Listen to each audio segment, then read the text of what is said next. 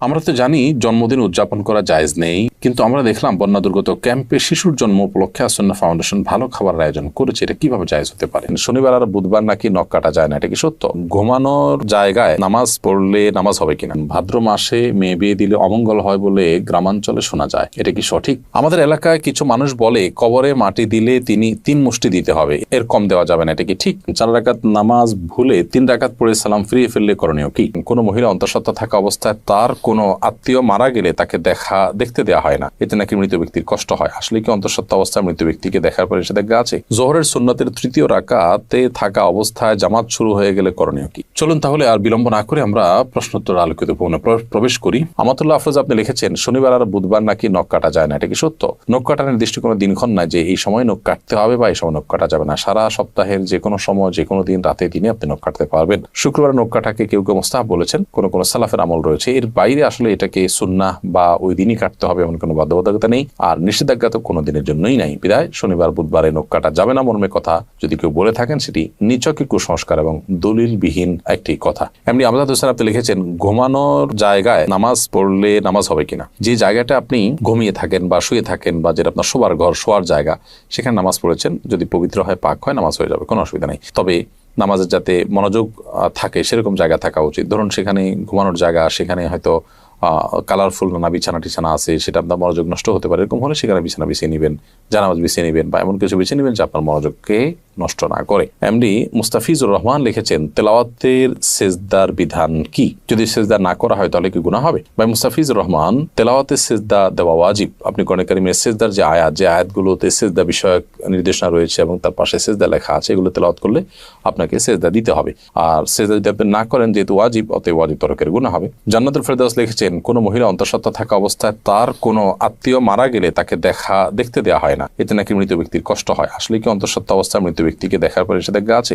সম্পূর্ণ ভিত্তিহীন এবং কুসংস্কারাচ্ছন্ন কথা। অন্তঃসত্ত্বা থাকা অবস্থায় অনেকগুলো কুসংস্কারের কথা আমরা জানি। এটা কাটা যায় না, সেটা কাটা যায় না, তারপরে চন্দ্রগ্রহণ হলে বাহির হওয়া যায় না, তারপর এই যে আরেকটা নতুন করে শুনলাম যে কোনো আত্মীয় মারা গেলে তাকে দেখা যায় না। একেবারেই ভিত্তিহীন কথা। আপনি যাদেরকে জীবদ্দশা দেখতে পারতেন, মৃত্যুর পর তাদেরকে দেখতে পারবেন। ধরুন আপনার শ্বশুর মারা গেছে, তো আপনি তাকে দেখতে পারবেন, যার সাথে আপনার দেখা দেওয়া যায় তাকে আপনি দেখতে পারবেন। অন্তঃসত্ত্বা হওয়া বা না হওয়ার কোনো সম্পর্ক এর সাথে বা এর কারণে কোনো পার্থক্য বিধানের ক্ষেত্রে হবে না। এমনি দেলোয়ার হোসেন লিখেছেন আমি গরু পালন করি, অনেক সময় গরুর প্রস্রাবের ছিটা কাপড়ে লাগে, এই কাপড় পরে নামাজ পড়া যাবে কি না? ভাই দেলোয়ার হোসেন, আপনি যে গরু লালন পালন করেন, এই গরু লালন পালন করতে গিয়ে যদি ছিটা পড়ে, সেই ছিটা যদি শুয়ের আগার সমপরিমাণ হয়, এরকম ক্ষুদ্র ক্ষুদ্র ছিটা যদি পড়ে 2-4টা, কোনো অসুবিধা নেই, এতে অসুবিধা হবে না। কিন্তু যদি অনেক বেশি পেশাব লাগে, ছিটা নয় বরং ফোঁটা পড়ে, অনেক ফোঁটা পড়ে, তাহলে সেক্ষেত্রে সেই কাপড় আপনাকে পরিবর্তন করে বা কাপড়ের সেই জায়গাটা ধুয়ে, যেখানে লেগেছে ধুয়ে আপনাকে নামাজ পড়তে হবে। আমাদের এলাকায় কিছু মানুষ বলে কবরে মাটি দিলে তিনি 3 মুষ্টি দিতে হবে, এর কম দেওয়া যাবে না, এটা কি ঠিক? না, এরকম কোনো বাধ্যবাধকতা নেই যে কবরে মাটি 3 মুষ্টির কম দেওয়া যাবে না, দিলে কোনো হবে এমন কোনো কথা নেই। কবরে মাটি আপনি 3 মুষ্টি, 5 মুষ্টি, 7 মুষ্টি, 6 মুষ্টি, যা খুশি দিতে পারেন। এমনকি মুষ্টিতে দিতেই হবে এমন কোনো বাধ্যবাধকতাও নেই। আপনি কোদাল দিয়ে দিতে পারেন, অন্য কোনোভাবে দিতে পারেন। মৃত ব্যক্তিকে দাফন করা ফরজে কিফায়া। সমাজের কিছু মানুষ যদি সেটি করেন, সবার তরফ থেকে সেটি আদায় হয়ে যায়। অতএব মৃত ব্যক্তিকে দাফন করার এই কাজে আপনি শরীক হলেন, একটু মাটি দিলেন, এটা সবের কাজটা আপনি করেন। বাট আপনার এটা মাথায় রাখা দরকার যে 3 মুষ্টি দিতে হবে এরকম কোনো বাধ্যবাধকতার কথা কোরআন বা সুন্নাহর কোথাও বলা হয়নি। এমডি মুখলেসুর রহমান আপনি লিখেছেন 4 রাকাত নামাজ ভুলে 3 রাকাত পড়ে সালাম ফিরিয়ে ফেললে করণীয় কি? 4 রাকাত নামাজ যদি 3 রাকাত পড়ে সালাম ফিরিয়ে ফেলেন এবং সালাম ফেরানোর সাথে সাথে মনে পড়ে, তাহলে ওই অবস্থা আপনি দাঁড়িয়ে যাবেন, আরো 1 রাকাত যুক্ত করে তারপর শেষে সেজদায়ে সাহু দিবেন। ইনশাআল্লাহ তাতে আপনার সালাত আদায় হয়ে যাবে। যদি সালাম ফেরানোর পর কথাবার্তা বলেছেন, উঠা বসা করেছেন বা সালাত ভঙ্গকারী কোনো কিছু হয়েছে, হাঁটাচলা করেছেন, এরপরে আপনার মনে পড়েছে, তাহলে ওই সালাত পুনরায় আপনাকে আদায় করতে হবে। অর্থাৎ হাঁটাচলা করেছেন, উঠা বসা করেছেন, কথাবার্তা বলেছেন, এরপর আবার 1 রাকাত প্লাস করে সেজদায়ে সাহু দিলে কিন্তু আর হবে না। 4 রাকাত সালাতকে 3 রাকাত আদায় করেছেন, করে সালাম ফেরানোর সাথে সাথে মনে পড়লো বা সালাম ফিরিয়েছেন, কোনো সালাত ভঙ্গকারী আর কোনো কাজ করেননি, মনে পড়েছে, তাহলে তৎক্ষণাৎ তার সাথে আরো 1টি রাকাত যুক্ত করে সেজদায়ে সাহু দিবেন, সালাত হয়ে যাবে ইনশাআল্লাহ তাআলা। এসএইচ মোহাম্মদ আল জাবির আপনি লিখেছেন ভাদ্র মাসে মেয়ে বিয়ে দিলে অমঙ্গল হয় বলে গ্রামাঞ্চলে শোনা যায়, এটা কি সঠিক? না, এরকম কোনো কথা নেই। বিয়ের ব্যাপারে এমন কোনো সময় বা এমন কোনো কাল নেই যে সময় কালে বিবাহ হলে কোনো প্রকার ক্ষতি হতে পারে বা উপকার হতে পারে। বিবাহ সব সময় করা যায় এমন একটি বিষয়। শুধুমাত্র হজের এহরামরত অবস্থায় বিবাহ বন্ধনে আবদ্ধ হওয়া নিয়ে উলামায়ে কেরামের ভিন্ন মত আছে। একদল উলামা ইকরাম জায়েজ বলেন, অন্য দল উলামা ইকরাম না জায়েজ বলেন। তবে এর বাইরে অন্য বছরের অন্য কোনো সময়, রমজানের বাইরে, কাটা চাঁদ বলে আপনার জিলহজ মাসে, কোরবানিদের মাসে, সে মাসে, কিংবা এই ভাদ্র মাসের কথা আমি নতুন জানলাম, তো এরকম কোনো মাসে বিয়ে করলে কোনো অমঙ্গল হয়, মঙ্গল হয় এরকম মনে করলে সেটি কুসংস্কার এবং বেদাত হবে। এ ধরনের কুসংস্কারের জন্য বিশ্বাসী হওয়া যাবে না। আফরিন জাহান লিখেছেন, আমার বাসায় প্রচুর পিঁপড়া, বিশেষ করে রান্নাঘরে কাজের সময় পিঁপড়া কামড়ায় বলে অনেক পিঁপড়া মেরে ফেলি, এতে কোনো গুনাহ হবে কিনা? পিঁপড়া যদি আপনি মারেন এতে গুনাহ হবে না, কিন্তু আগুন দিয়ে পুড়িয়ে পিঁপড়া মারবেন না। এ ব্যাপারে নবী সাল্লাল্লাহু আলাইহি ওয়াসাল্লামের নিষেধাজ্ঞা রয়েছে। এর বাইরে আপনার পিঁপড়ার উপদ্রব থেকে বাঁচার জন্য আপনি সেটা মেরে ফেলতে পারেন। যে কোনো প্রাণী আমাদের যদি উপদ্রবের কারণ হয় তাহলে সেটা থেকে আত্মরক্ষার জন্য আমরা সেটি মারতে পারি, কিন্তু নির্মমভাবে বা অপ্রয়োজনে কষ্ট দিয়ে তাকে তিলে তিলে শেষ করা বলতে যেটা বোঝানো হয় সেটা করা জায়েজ হবে না। জোহরের সুন্নতের তৃতীয় রাকাতে থাকা অবস্থায় জামাত শুরু হয়ে গেলে করণীয় কি? জোহরের সুন্নতের তৃতীয় রাকাতে আপনি আছেন, এমন অবস্থায় জামাত শুরু হয়ে গেলে আপনি আরেক রাকাতের সাথে প্লাস করবেন এবং তাড়াতাড়ি সেটা শেষ করে জামাতে শামিল হয়ে যাবেন। এক্ষেত্রে নামাজ ভেঙে ফেলবেন না। এটাই হলো ফুকাহায়ে আহনাফের মত এবং এটা অধিকতর শক্তিশালী। আল্লাহ সুবহানাহু ওয়া তাআলা বলেছেন কোরআনে কারিমে, লা তুবতিলু আমালাকুম, তোমরা তোমাদের আমলকে বাতিল করে দিও না, নষ্ট করে দিও না। যদিও হাম্বলী মাযহাবের উলামা ইকরাম অনেকেই বলেন যে এরকম পরিস্থিতিতে আপনি নামাজ ছেড়ে দিয়ে জামাতে শামিল হবেন, কারণ নবী করিম সাল্লাল্লাহু আলাইহি ওয়াসাল্লাম বলেছেন, ইযা উকিমাতিস সালাতু ফালা সালাতা ইল্লাল মাকতুবা, যখন ফরজ নামাজের একামত হয়, একামত হলে তখন ফরজ নামাজ ছাড়ার কোন নামাজ পড়া জায়েজ নয়, যার কারণে আপনি সেটা ছেড়ে দিবেন। এরকম মত তারা দিয়ে থাকেন। মূলত এই হাদিসের আর একটা ব্যাখ্যা হতে পারে, সেটা হলো যে যখন একামত শুরু হয় তখন আর ফরজ নামাজ অন্য কোনো নামাজ নয়, অর্থাৎ অন্য কোনো নামাজ শুরু করা যাবে না। কিন্তু শুরু করা নামাজ যে ভেঙে ফেলতে হবে সেটা কিন্তু এখান থেকে পরিষ্কার বোঝা যায় না, অর্থাৎ এটার একাধিক ব্যাখ্যা হওয়ার সুযোগ আছে। বিধায় এটা দিয়েই চূড়ান্তভাবে প্রমাণ করা যে নামাজ ভাঙা যাবে সেইটা সঠিক নয়।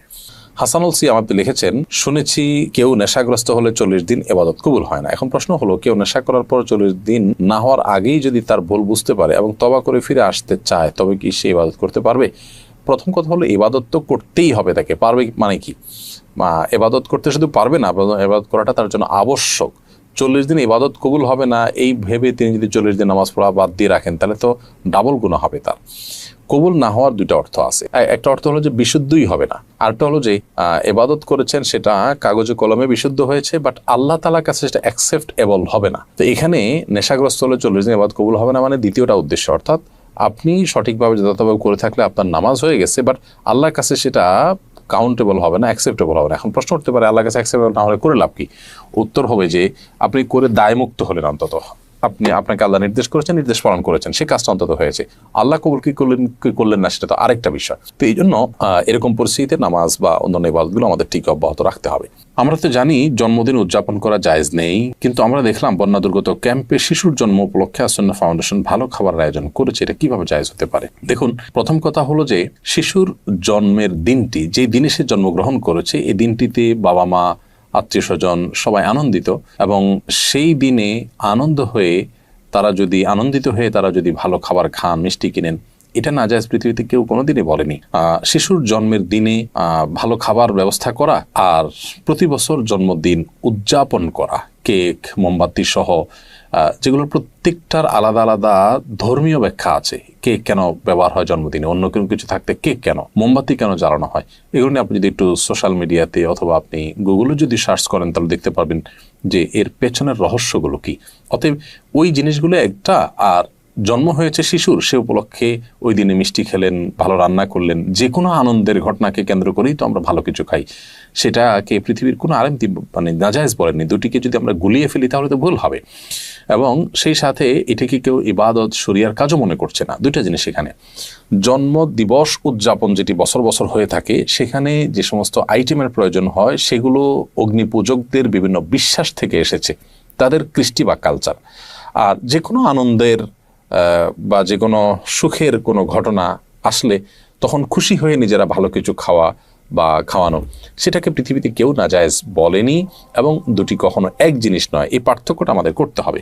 আমরা অনেক সময় এই বিষয়গুলোকে গুলিয়ে ফেলি। অ্যাক্সিডেন্টের কারণে আমার পায়ে প্লাস্টার লাগানো হয়েছে, এটা ভেজানো যাবে না, এমত অবস্থায় গোসল ফরজ হলে কি করব? অ্যাক্সিডেন্টের কারণে আপনার পায়ে যে প্লাস্টার লাগানো হয়েছে পায়ে বা হাতে, সেই প্লাস্টার যদি ভেজানো না যায় পানিতে, তাহলে ওখানে প্লাস্টিক দিয়ে বিভিন্নভাবে পেঁচিয়ে তারপর আপনি গোসল করবেন। আর যদি সেখানে প্লাস্টিক দিয়ে পেঁচিয়ে গোসল করলেও পানি লেগে যাওয়ার আশঙ্কা থাকে, তাহলে কোনোভাবে কোনো কিছুতে রেখে উঁচুতে কোনোটা মোড়াতে বা কিছুতে রেখে এরপর আপনি আলতো করে পানি দিয়ে বাকি শরীর ধোবেন এবং সেই ব্যান্ডেজের জায়গাটা বা প্লাস্টারের জায়গাটা ভিজা হাত দিয়ে উপর দিয়ে আপনি মুছে নেবেন। ব্যাস, তাতে ইনশাআল্লাহ আপনার গোসল হয়ে যাবে। একইভাবে আপনি উযুও করবেন।